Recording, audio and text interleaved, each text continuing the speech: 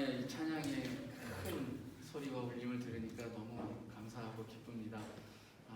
하루속히 팬데믹의 상황이 끝나고 저희들이 이렇게 함께 모여서 하나님께 영광을 드리고 또 이 찬양의 소리가 하나님께 날마다 들려주기를 간절히 소망합니다. 여러분들 오늘 찾으신 본문 말씀을 이렇게 좀 이렇게 찾아서 눈으로 읽으시면서 오늘 말씀을 함께 나누면 더욱 좋을 것 같습니다. 오늘 본문의 말씀은 에베소 교회와 성도들을 위한 바울의 기도를 내용으로 하고 있습니다. 우리가 성경을 읽다 보면 그 기도에 관한 말씀들이 굉장히 많이 담겨 있고 또 그 속에서 우리가 기도할 때에 어떻게 기도할 것인가 라고 하는 것을 참조할 수 있게 됩니다.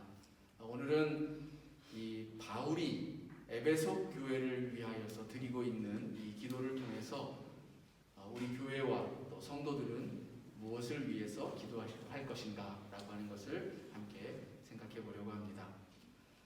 이 에베소서는 바울이 로마로 압송이 되어서 이제 미결수 신분으로 1차 연금 상태에 있을 때인 61년에서 63년 그 무렵에 썼던 빌립보서, 골로새서, 빌레몬서와 같은 이 옥중 서신 중에 하나입니다.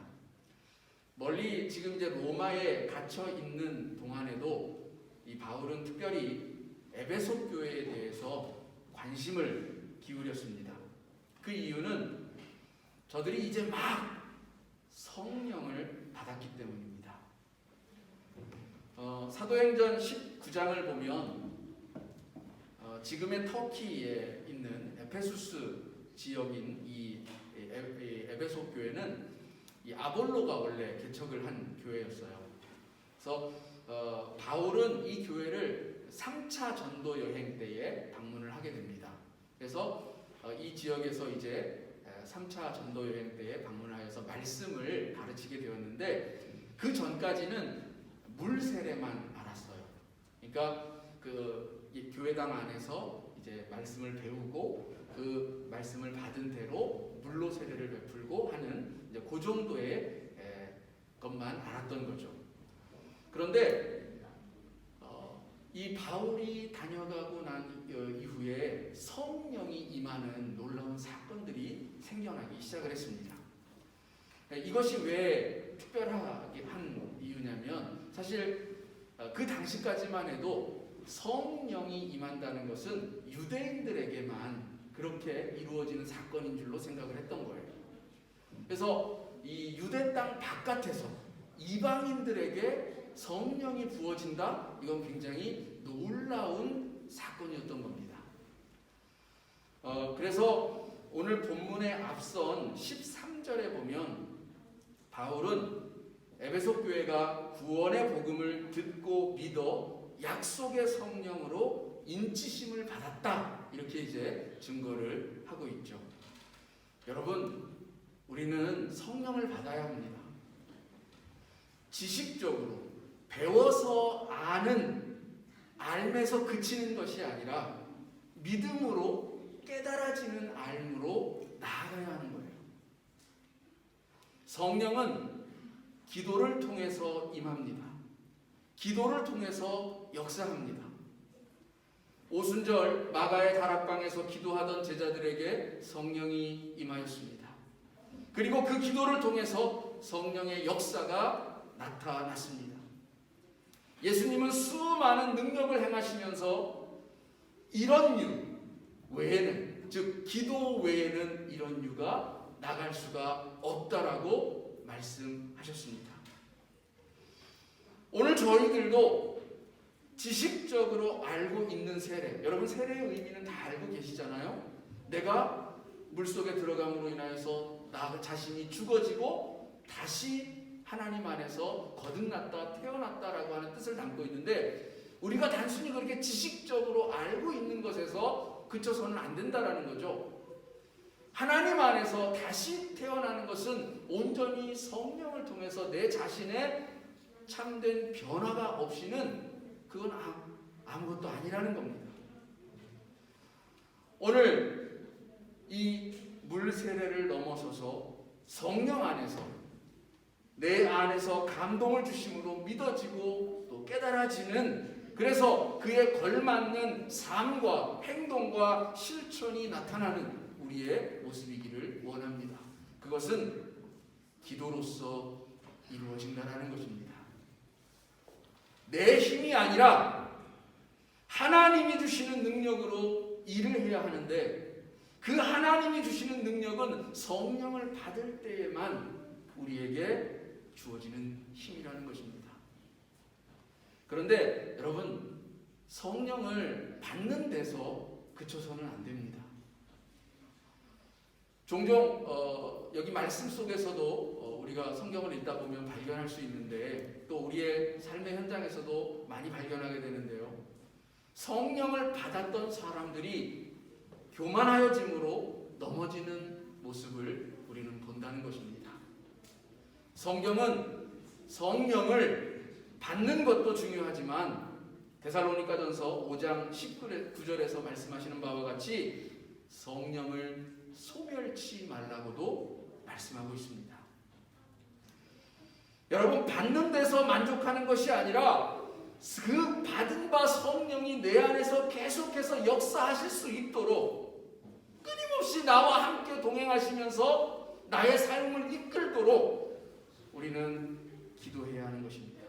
그래서 바울은 그 성령이 내 안에서 소멸하지 않도록 뭐라고 권면합니까? 쉬지 말고 기도하라. 기도는 영적 호흡이라고 말하죠. 에베소 교회는 지금 기도가 멈추어지면 안 됩니다. 성령을 받은 바 이 감격과 이 기쁨이 계속해서 유지되어야 돼요. 한번 받은 것으로 만족하고 끝나서는 안 됩니다. 우리들도 하나님 안에서 구원의 놀라운 은혜를 입었습니다. 성령을 통하여서 그것을 확신을 갖고 믿음을 가지고 살아가고 있습니다. 근데 그것으로 한번 받았다라고 해서 끝나는 것이 아니라 우리는 계속해서 세워져 가야 합니다. 한번 불꽃으로 확 타올랐다가 사그라지는 것이 아니라 계속해서 역사하는 삶이 되어져야 합니다. 오늘 바울은 이제 구체적으로 바울의 기도를 좀 살펴볼 텐데요. 이제 에베소 교회가 그렇게 서가기를, 막 이제 성령을 받은 이 교회가 든든하게 그리스도 안에서 자라가기를 바라는 마음으로 기도를 합니다.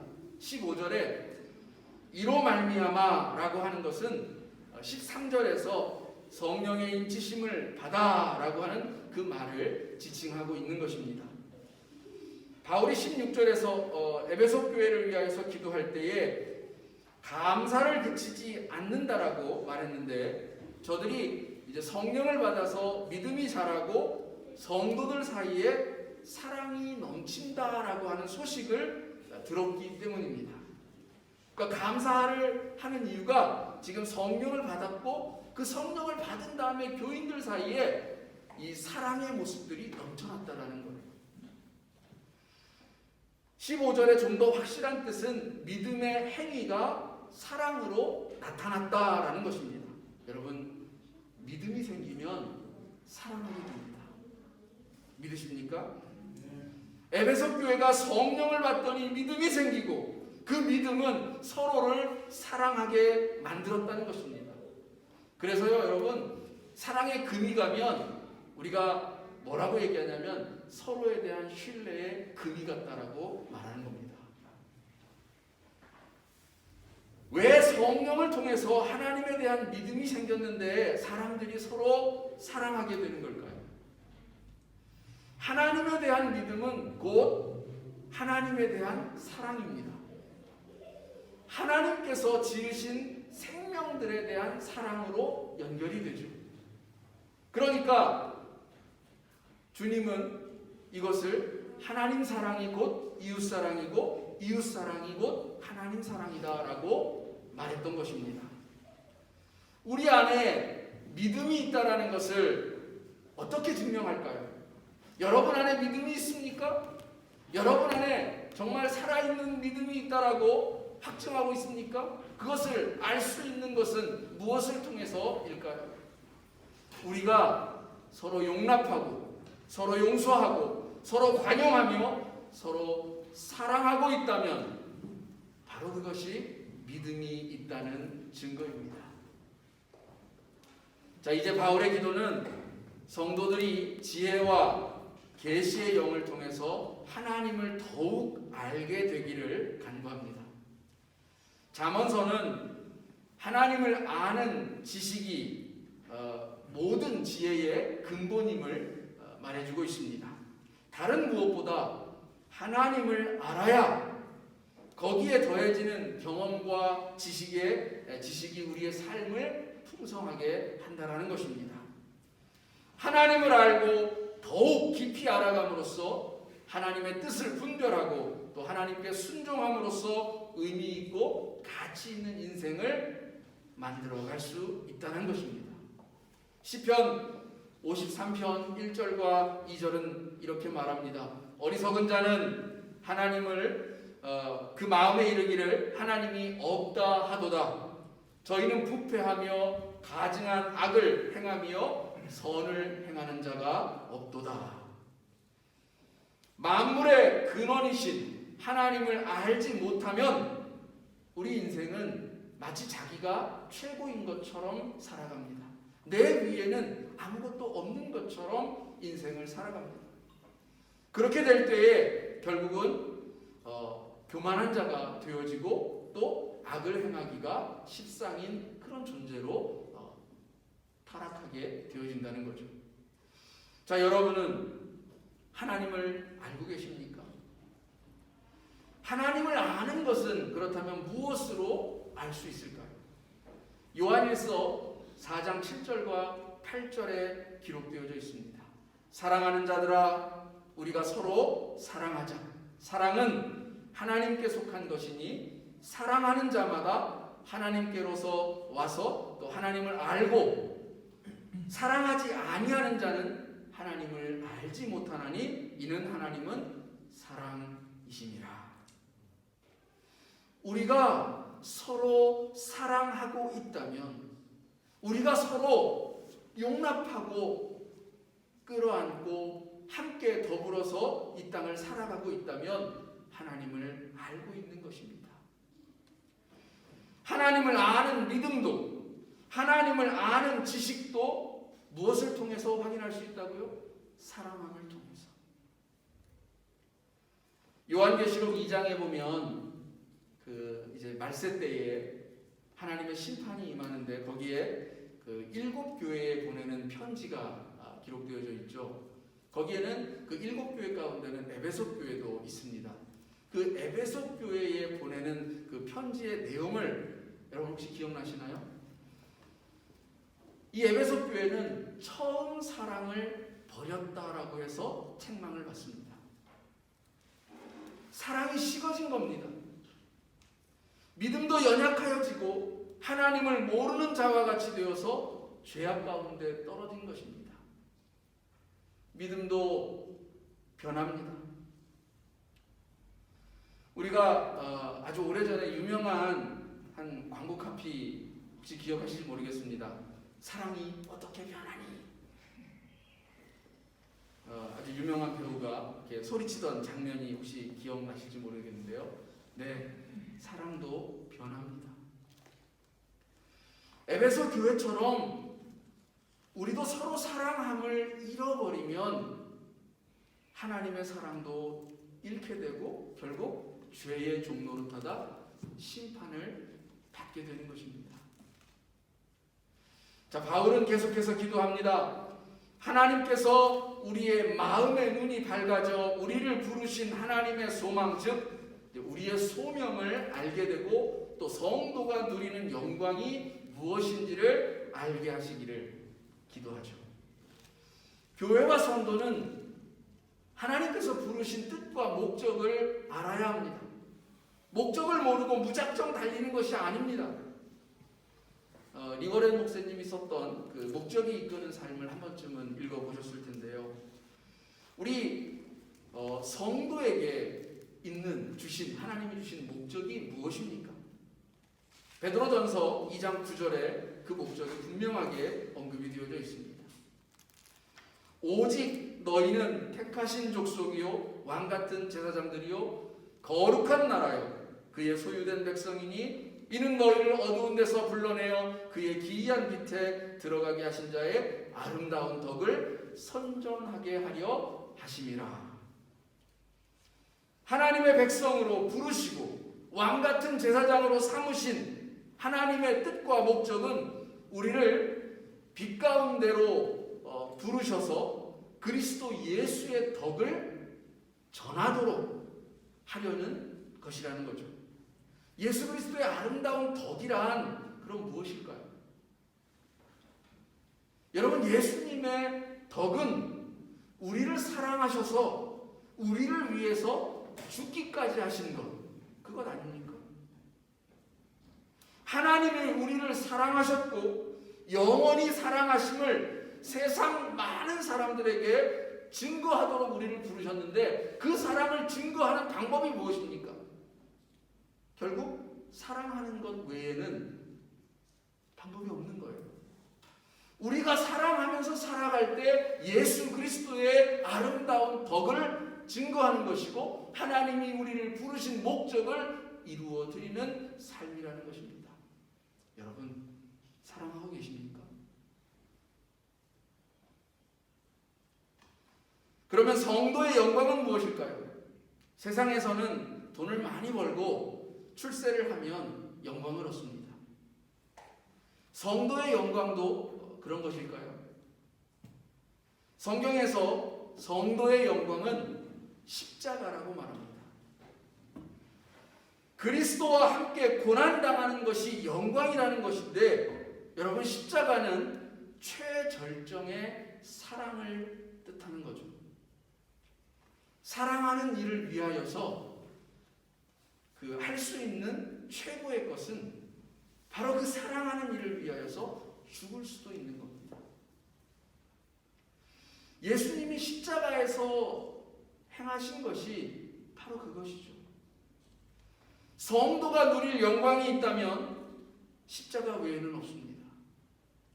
사랑하는 일을 위해서 자기 몸을 드릴 수 있는 것, 그것이 바로 하나님께서 칭찬하시고 높여주시는 성도의 영광인 것입니다. 여러분, 사랑하는 사람들을 위하여서 어떻게 하고 계신가요? 십자가를 지고 계신가요? 이제 바울은 기도합니다. 에베소 교회의 성도들이 하나님의 능력이 얼마나 큰지 그것을 알게 하시기를 간구하는 거예요. 우리가 믿는 하나님은 능력이 많으신 하나님입니다. 만물이 그로부터 왔고 또 그에게로 돌아갑니다. 우리는 하나님의 능력을 믿는 이 믿음 안에서 무엇이든 할 수가 있습니다. 여러분, 문제가 있습니까? 기도하십시오. 여러분, 어려움이 있습니까? 기도하십시오. 여러분 안에 어려움이 있고 고난이 있습니까? 더욱 기도하십시오. 하나님은 크고 능력이 많으신 하나님이시라 우리에게 역사하시고 우리를 도우십니다. 그런데 오늘 바울에 의하면 그 능력은 다른 무엇보다 그리스도 안에서 역사한다라고 말해주고 있습니다. 하나님은 예수님을 죽은 자들 가운데에서 살리셨고 자기의 오른편에 앉히셨으면서 또한 모든 통치와 권세와 능력과 주권을 주셨는데 세상의 모든 이름 위에 뛰어나게 하시고 만물을 그 발 아래 복종시키셨습니다. 뿐만 아니라 교회의 머리가 되게 하셨습니다. 우리가 기도할 때에 예수 그리스도의 이름으로 기도하는 것이 바로 하나님께서 그를 높이셨기 때문입니다. 자, 그러면 하나님은 왜 예수 그리스도를 높이셨을까요? 왜 예수 그리스도가 하나님의 독생하신 아들이 되었을까요? 그가 하나님 앞에 죽기까지 순종하였기 때문입니다. 다시 말해 하나님 앞에서 낮아졌기 때문입니다. 우리에게서 능력이 나타나기를 원합니까? 우리에게서 하나님의 함께 하시는 놀라운 역사가 있기를 원하십니까? 여러분도 하나님 앞에 낮아질 수 있기를 원합니다. 주님이 엎드렸던 것처럼 여러분도 하나님 앞에 엎드릴 수 있기를 원합니다. 또한 교회는 그리스도의 몸이면서 만물 안에서 만물을 충만하게 하시는 이의 충만함 그 자체다, 이렇게 마지막 절에서 말하고 있는데, 이 구절은 참 굉장히 난해해서 몇 번을 곱씹어 읽어보아야 겨우 그 뜻을 좀 알 수가 있습니다. 지금 바울은 교회를 위하여서 기도하고 있다고 제가 말씀을 드렸죠. 교회가 어떤 모습이 될 때 하나님께서 기뻐하실까라고 하는 것을 염두에 두면서 지금 기도하고 있는 것입니다. 교회는 그리스도 예수로 충만해져야 한다는 것입니다. 그리스도 예수로 채워져야, 다시 말해서 그리스도의 겸손, 그리스도의 사랑, 그리스도의 은혜로 채워져야 교회다운 교회, 하나님이 기뻐하시는 교회가 된다라는 것입니다. 자, 그리스도의 몸이라고 하는 표현을 써서 교회가 무엇으로 충만해져야 하는지를 구체적으로 설명을 하고 있는데, 교회는 그리스도 예수, 그리고 그 그리스도는 만물을 충만케 한다라고 했어요. 자, 만물이 충만하게 된다라는 것은 생명이 살아 숨쉬고 성장한다는 말이죠. 여기 이 그리스도가 충만함 그 자체라고 하는 말은 결국 그리스도가 생명 그 자체라고 하는 말과 같습니다. 그리스도로 우리의 몸과 영이 또 교회가 충만해질 때 생명이 살아난다. 거기에 삶이 있다. 생명이 있다라는 그런 뜻입니다. 몸은 영혼이 없이는 살아있을 수가 없습니다. 내 몸이 그리스도의 몸으로 살아가려면 내 영도 그리스도의 영으로 충만해져야 된다는 거예요. 우리가 말로는 내 몸이 그리스도의 몸입니다라고 말하면서 정작 내 속에 그리스도가 없다면, 내 영이 그리스도의 충만함으로 채워져 있지 않다면 우리가 어떻게 그리스도의 삶을, 그 생명력 넘치는 삶을 살아간다라고 자신 있게 말하겠습니까? 로마서 8장 9절에 보면 누구든지 그리스도의 영이 없으면 그리스도의 사람이 아니다라고 말하고 있습니다. 나의 몸이 그리스도의 몸으로 살아가는지, 세속의 영으로 가득하여서 나의 몸도 세속의 몸으로 죽음을 향해서 달려가고 있는지 여러분 돌아보아야 할 줄로 믿습니다. 교회를 우리의 욕심, 나 한 사람의 욕망, 세상에서 바라는 것들, 그런 것들로 채워서는 그리스도의 몸이 될 수가 없는 것입니다. 세상의 온갖 잡다한 것들로 이곳을 채우고 있다면 그 외양은 교회일지 모르지만 절대로 하나님이 기뻐하시는 교회는 될 수가 없는 것입니다. 에베소서 4장에 가면 바울은 하나님께서 믿음의 분량대로 각각의 사람들을 세워 서로 봉사하게 함으로써 그리스도의 몸을 세워간다라고 말하고 있습니다. 우리에게는 주어진 은혜를 따라서 서로 섬기며 봉사할 때에 비로소 그리스도의 몸된 교회가 완성되어지는 것입니다. 자, 지금까지 들으시면서 여러분들이 느끼셨겠지만 일관되게 흐르는 한 가지 주제가 있죠. 바로 사랑입니다. 그리스도의 몸을 세워가는 것도 서로 섬기고 서로 사랑하는 그 모습을 통해서 그리스도의 몸을 세워가는 것입니다. 에베소 교회에 이제 막 성령이 임하고 서로 사랑하는 아름다운 모습이 생겨났습니다. 그 사랑이 지속되고 이어질 때에 이 교회와 성도는 하나님을 계속해서 알아갈 수 있고 영광을 누릴 수가 있는 것입니다. 오늘 여기 모인 여러분, 여러분이 섬기는 교회에 하나님의 거룩한 영이 임하고 또 하나님을 깊이 알아가면 알아갈수록 서로 섬기고 사랑하게 되는 역사가 일어나기를 주님의 이름으로 축원을 드립니다. 기도하겠습니다.